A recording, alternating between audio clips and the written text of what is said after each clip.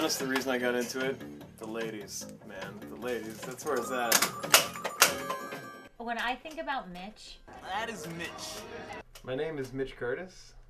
I like to consider myself not a Pinball Wizard. Pinball Wizard is too 70s. I go with Pinball Sorcerer, and people tell me it's lame, but I refuse to listen. I'm going with Pinball Sorcerer. I never really knew that it was somebody's hobby, being a pinball sorcerer. He once told me that he sweats when he plays. That's the reason he wears the sweatband. The tournament coming up, I'm part of it's like an online group, which sounds super cool. The Boston Pinball Association. It's pretty much everyone in like Rhode Island, Massachusetts, New Hampshire, Maine. Just, so people communicate. A lot of people will like trade or sell games, ask questions about fixing games, and also people, they're all collectors for the most part. You can ask where games are on location, like, oh, I found this bar that has a Sopranos game. It was in good condition. You should go there. But also these people will have, I have 3. These guys will have 20, 30 plus games in their game rooms, garages, wherever they can put them. And they keep them, the ones I've been to, they keep them in like pristine shape, like just out of the box. So it's a lot of fun to go there. So this one cat, JR, he's up in Portland. It's far from here. I've been there twice. He claims to have 90 games, and he probably has about 30 to 40 set up, but he has 90 in his place, like buried. You guys will see it, hopefully, and it's pretty crazy. So he invites people over from time to time. Sometimes it's just getting together and playing. Other times he'll organize tournaments, and he does a really good job at it. This tournament coming up, I usually get smoked. I don't play that well. I'm more of, I'll go have a couple beers and play by myself and just, post a high score and be happy with it. But these guys are legit. They'll play for real. So you'll see it. I could describe it, but you'll see it, and you can make your own assumptions about how wild these guys are. This game is Dolly Parton, one of my newer games. I'm not crazy about the theme, but the game itself, Bally, they don't make a bad game. But don't know too much about Dolly. I know she's got some nice assets. All right, but yeah, this is a wonderful game. It's probably from 1978, 79, actually. But yeah, games from this era didn't have ramps. I find them to be more challenging. This one doesn't have any like voice sounds the way the one downstairs did. All right, once you get an extra ball, you can just open it up. That's key. That's key. You want to get to that comfort zone of taking risks, knowing you have the extra ball. That's my strategy. But even getting the extra ball, oh, got it. That's a nice save. Shaking the machine, that's a whole nother element. This is the Gottlieb Vulcan. Gottlieb used to run pinball back in the day. They were one of the biggest companies. Now defunct. Too bad. My brother got this game for me because he's a wonderful person. I think it's my favorite. It's the oldest, the simplest. All it is drop targets and bumpers. But I love it. The flippers, they're really thick as opposed to the other game. It just makes it so much more challenging. And I could play this one for hours. Love it. Love this game. I really like Flash Gordon a lot. That game is hard. That game is probably the hardest single ball bally of any bally of that era. It's got some drops on the left. It has 3 flippers and brutal out lanes. The out lanes, and this is the in lane, that's the out lane, and you can see there's just a metal post there, so you get really bad bounces. My games, I'm a polygamist. Like, within my home, I have 3 wives. Lady Vulcan, Lady Dolly, and Lady Phantom downstairs. Those are my wives. They love me, I love them. But sometimes if I go out to the bar and I see a young lady named, let's call her Medieval Madness, yeah, I might put my fingers on her. I might. But yeah, I'm definitely gonna go out and I'm gonna flirt a little bit with Medieval Madness. I'm gonna fucking don't start that, baby. You know you're my one. Dolly, tuck your shirt in. Come on. And it's just yeah, I like to see what else is out there. But I like having these here. I'm selfish in that way. I like having my ladies here, but I like meeting new ladies. Don't tell Melissa. She'll get very upset. She's my #1 pinball machine. Hey-o. I called Flat Tops and I was like, "Hey, is Mitch there?" Person who answered the phone knew exactly. She was like, "Yeah, the guy that plays pinball all the time." I was like, yep, that's my man. And then, yeah, and he was actually amazed to find out that I knew how to find him because he didn't have a cell phone on him, and that the people there knew who he was. He was Amazed really and excited. terrified all at the same time.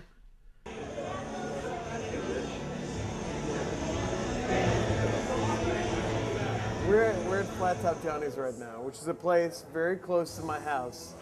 And within Boston, within any state you're watching this in, there are no pinball machines anywhere. It's dying. Pinball machines done. And this place has two, and two great ones. This game right here, Medieval Madness, is the holy grail. It's like the games we saw the other night, the games I have are low end. This is the, I'll pay $7,000 for Medieval Madness. Yeah, it's fun, but this is the, I don't even know how to describe it. It's like, people love this game. So, my local bar has the best pinball machine within the pinball world, so I'm lucky. And I kick its ass. I kick this machine's ass. They don't make it easy for you. You just have to keep hitting shots without losing the ball. It's impossible. Total garbage. They make you work too hard to get a free game. They make you work too hard to achieve a certain level. And depending on who owns the machine or who splits rent or dividends on the machine, they set the bar too high to obtain the free game or the extra ball because the almighty dollar. You're going to sink more and more and more and more money into that machine. You should make pinball games easier. That way everyone would play them. I'm the only jerk silly enough to keep pumping quarters into it to beat it. And if I beat it, who cares? I do. I'm the only person that cares. The Attack from Mars is another pretty famous one, which, as you'll see, my high score, don't let me come off as like bragging, but look, well, I am gonna brag. I'm gonna brag a little bit. I own this game. I own this game. Look at it. MTC, that's me. That is a proud situation. Every place I know that has a pinball machine, it's important to me to walk in and see my high score. My high score on, hold on. I'll set it up. That's me. That's important to me. Nobody else knows who MTC is. But I know who MTC is. So when I walk in and see MTC, it's a point of pride right there. It's a point of pride.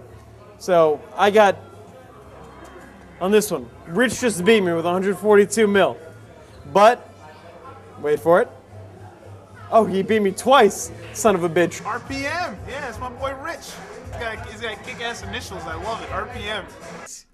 I like meeting other people that are as passionate about it as me. Like, he goes there, he drinks his, I think he's like a whiskey drinker. I'm a beer drinker.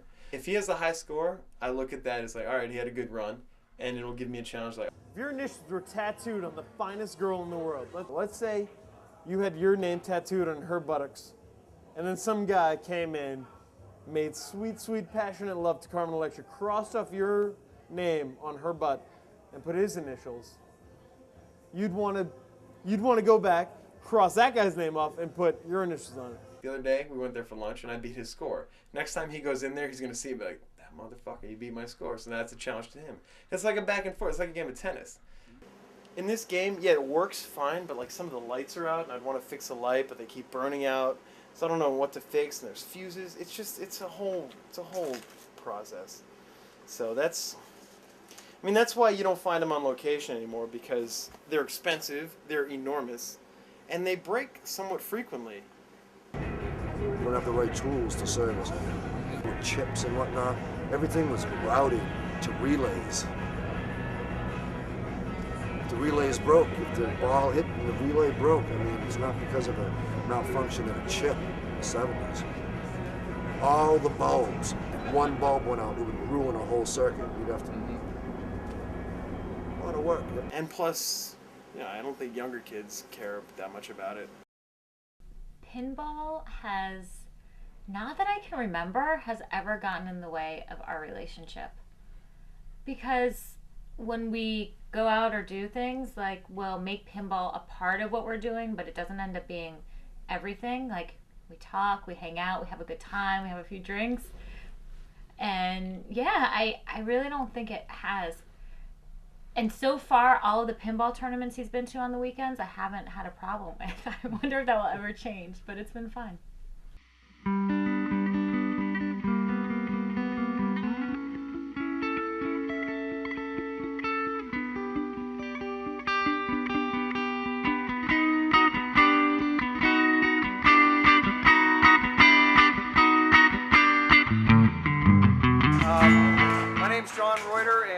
This is my house, and this is something I've been doing for about 15 years, which is holding pinball tournaments at my place. And we got a lot of pinballs, as you can see. We got 106 of them, and there's about 50 odd set up here in the house that people can play. And we're running a little tournament tonight. This is sort of a BPA function. BPA is our group, which is the Boston Pinball Association. And what we're doing is we're having pinball golf tonight. We're playing sort of like a golf scramble. We're going to have teams of 4 people, and the teams are going to be balanced for skills, so there'll be people of all different skills on each team. Sweet. The captain. Sweet. Ron sometimes will do the, some of the 8 players as all captains, or sometimes he no just interviews. picks some kind of random. Usually chooses people that know a lot of the other players. The whole idea with golf is it's fun for people no matter what their skills are.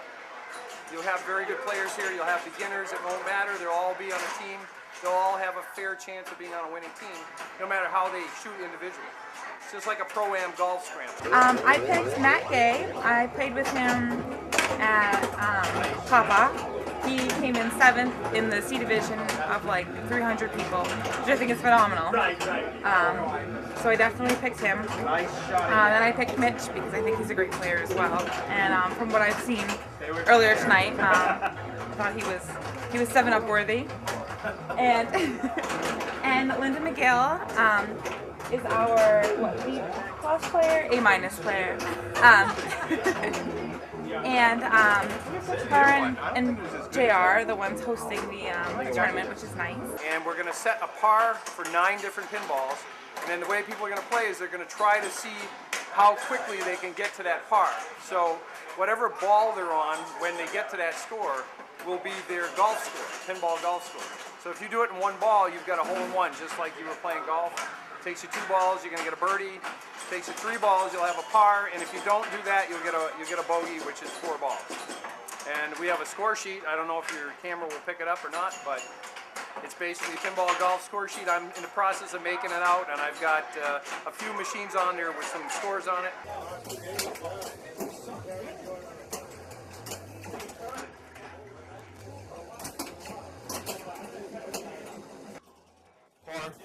Par. Just 1 bogey fucks me up mentally.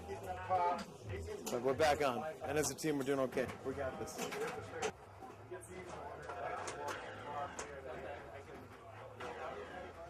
Oh.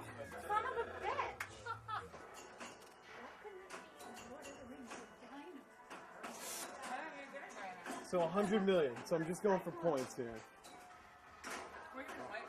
It hopped over the flipper. Oh, I want to throw it out the window.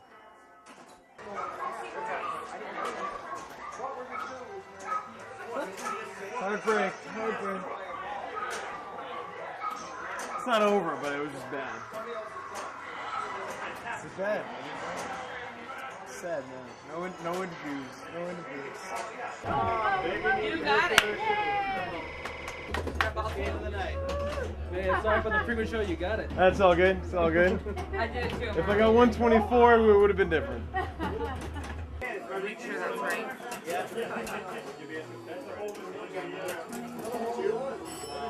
We're all done after 9.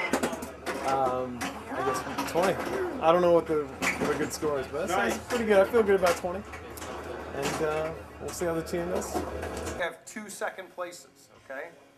And this is 7-Up, and a really long name is that a pussy on your machine, or are you just happy to see me? That's the name of the team. All right.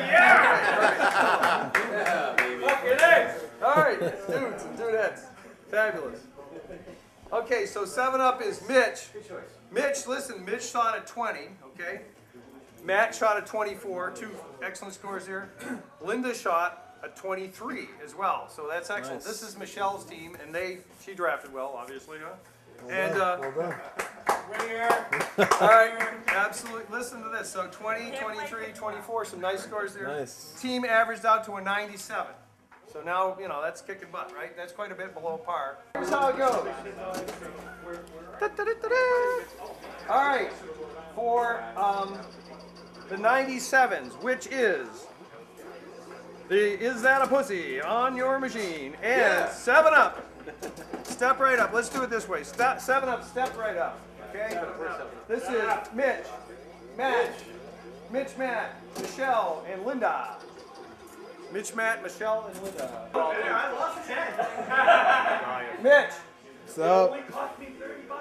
I know he's around here somewhere. There he is. All right, third place. Oh, shit, I'll take it. Individual standing third place, $20. All right, thanks, man. And that's pretty damn good. He shot a 20. Remember, par is 27.